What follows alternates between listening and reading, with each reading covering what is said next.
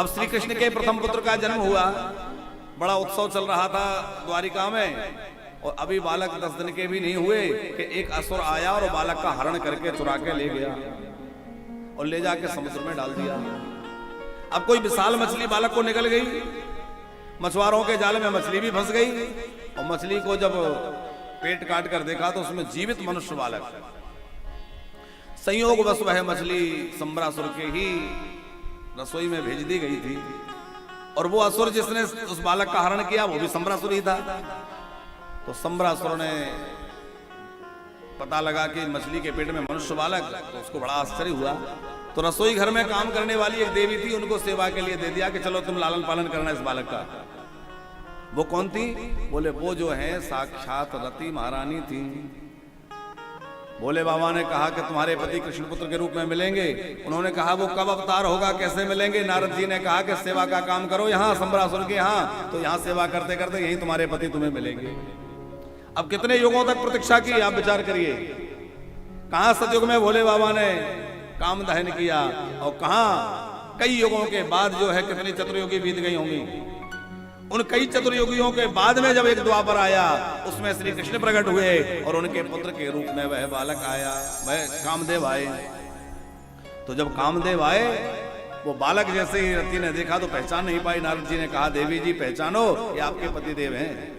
फिर तो रति महारानी खूब प्रसन्न हो गई और बालक का लालन पालन किया। धीरे धीरे बालक बड़े होने लगे। बड़े हुए तो पता चला कि ये तो मेरी अर्धांगिनी है और जन्म जन्म का हमारा संग है, और ऐसे ऐसे हम अलग हो गए। फिर जो है दोनों में जयमाल हुई, और दोनों की जयमाल होने के बाद में संबरासुर को युद्ध के लिए प्रद्युम्न जी ने ललकारा। कृष्णपुत्र प्रद्युम्न जी ने संबरासुर से युद्ध हुआ, संबरासुर का वध किया, और वहां से ठाकुर जी जो है श्री प्रद्युम्न जी महाराज जो हैं, देखो प्रद्युम्न जी, अनिरुद्ध जी, श्री कृष्ण और बलराम, ये सब कृष्ण का ही रूप माने जाते हैं। ये चारों कृष्ण रूप में ही माने जाते हैं।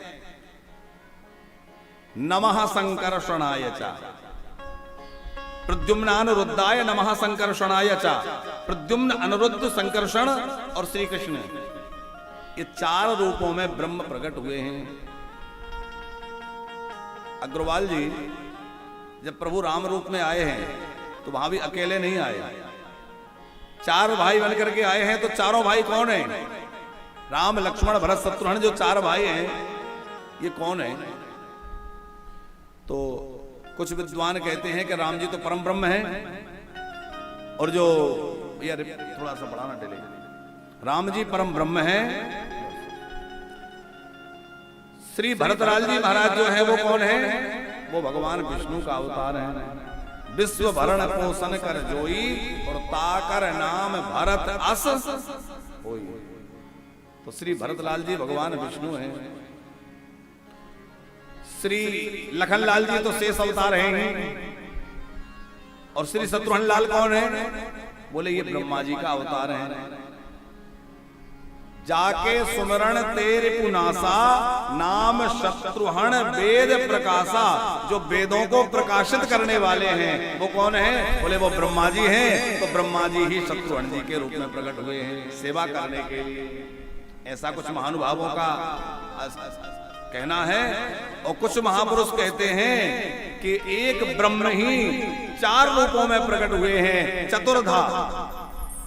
महर्षि वाल्मीकि ने भी इस बात को स्वीकार किया, वह परम ब्रह्म ही 4 रूपों में प्रकट हुए हैं। राम, लक्ष्मण, भरत, शत्रुघ्न, इन 4 रूपों में ब्रह्म ही प्रकट हुए हैं।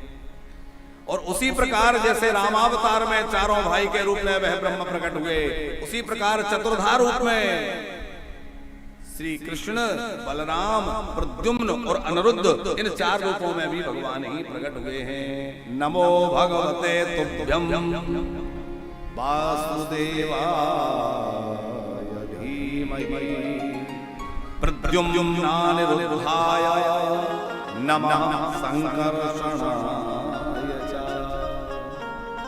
तो ये जो प्रद्युम्न जी हैं, ये काम के तो लेकिन कहा जाता है कि ये श्री कृष्ण के भी अवतार हैं, श्री कृष्ण स्वरूप ही हैं।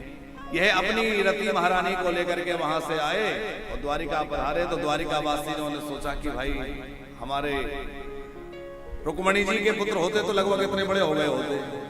रुक्मणी जी भी देख के विचार कर रही थी। उसी समय नारद जी पधारे, माता जी होते नहीं हैं, ये आपके ही बेटे हैं, पहचानो इनको। फिर तो रुक्मणी जी वही प्रसन्न हो गई, बेटे तो मिले ही, साथ में बहुरानी भी मिल गई, तो खूब स्वागत सत्कार हुआ है और खूब दिव्य उत्सव जो है द्वारिका में मनाया जाने लगा है।